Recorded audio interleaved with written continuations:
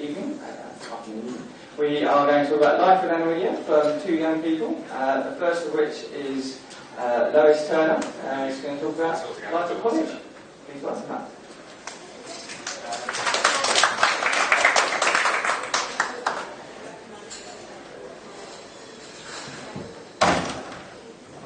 Hi everyone. I'm just going to say a few words to tell you about me and what it's like to have Aniridia from my point of view. I'm not going to talk long, because like my brother always says, I can be really quiet at times, but when I start talking, I just don't stop. So I'm just going to make it short and sweet. My name is Lois Turner. I'm 15 years old. Although I have an Aniridia, I also have nice diagnosis and photophobia.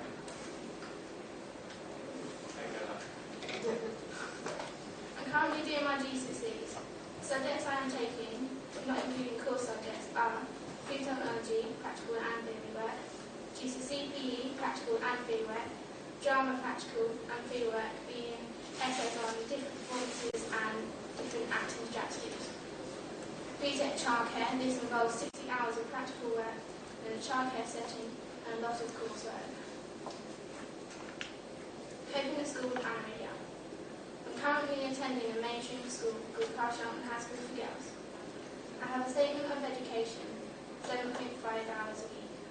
Over the years of receiving these hours of support, I have realised that this support is not for someone to do the work for me, but to ensure I have all the correct equipment I need for my lessons, and that I have the right amount of access to work sheets and any work written on the board. I receive extra time, reader, scribe, in all my exams. In some cases, when it comes to an exam, I have been offered a writer.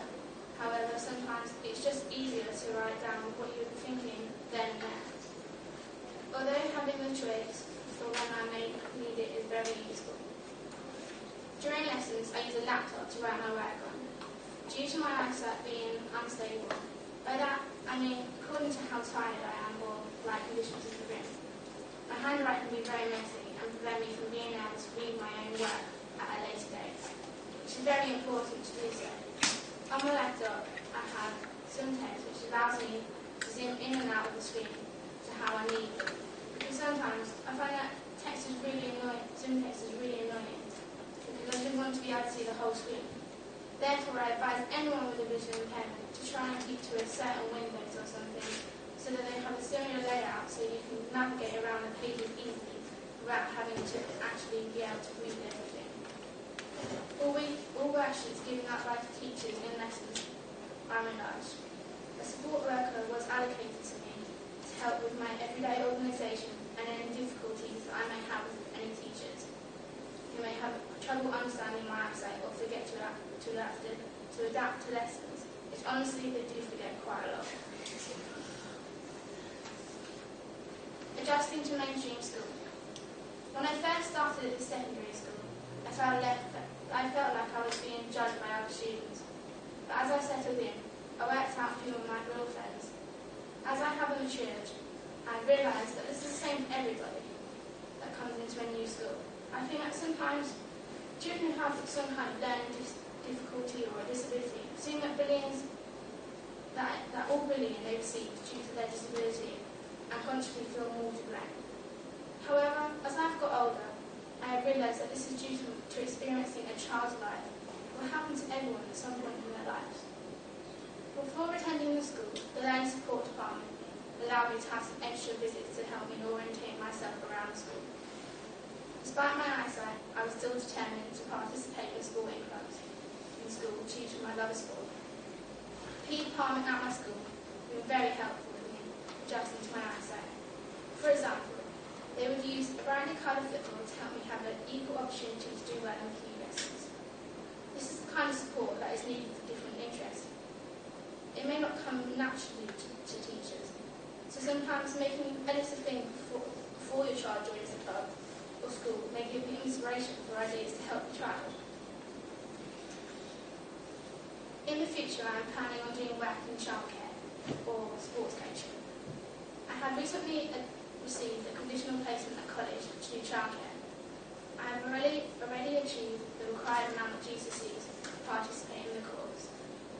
I've aced obtain status degrees, including English.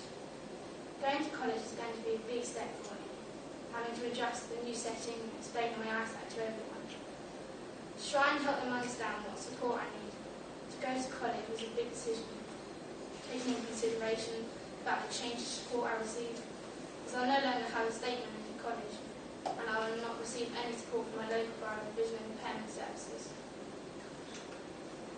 I play many different sports: swimming for Sutton in the London Games once a year, goalball, previously the Great Britain ladies team, which I travelled to Malmö, Copenhagen twice, and Madrid once, playing tournaments for Great Britain.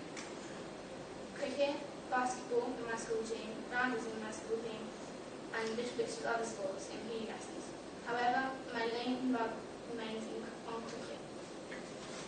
I've been playing cricket for around 3 years in total. I played for several different teams, one of which is the Ladies and Vision Impairment cricket team. We are the only team in England. In January 2014, as a team, we are going to Nepal to play against their vision impairment team. This is the only other team